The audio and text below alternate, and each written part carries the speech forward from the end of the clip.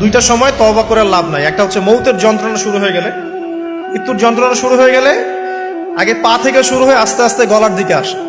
হাদিসে যেমনটা এসেছে, সূরা ওয়াকিয়ার মধ্যেও আছে যে পায়ের দিক থেকে যন্ত্রণা শুরু হয়ে আস্তে আস্তে আস্তে আস্তে এই গলার দিকে আসে, এবং আত্মাটা গলার এখানে যখন চলে আসে, এখান থেকে মালাকুল মউত আত্মাটাকে নিয়ে চলে যায়। এবং চোখ দিয়ে তাকিয়ে থাকে মানুষ, রুহটা চলে গেলে মানুষ চোখ দিয়ে তাকিয়ে থাকে। দেখবেন এই কারণে মৃত ব্যক্তি তাকিয়ে থাকে, চোখ খোলা থাকে। এবং তখন আসমান থেকে সিঁড়ি নামিয়ে দেওয়া হয়, ওই সিঁড়িতে করে আত্মা চলে যাচ্ছে, ও তাকিয়ে দেখে যে আত্মা চলে যাচ্ছে। এবং মানুষ মারা যাওয়ার পরে চোখ জীবিত থাকে অনেকক্ষণ। মেডিকেল সায়েন্স যারা পড়েছে তাদেরকে জিজ্ঞাসা করবে, মানুষ ডেড হয়ে গেলেও চোখ দেখবেন আরো কয়েক ঘন্টা, হয়তো আরো নির্দিষ্ট একটা সময় পর্যন্ত চোখটা কিন্তু জীবিত থাকে।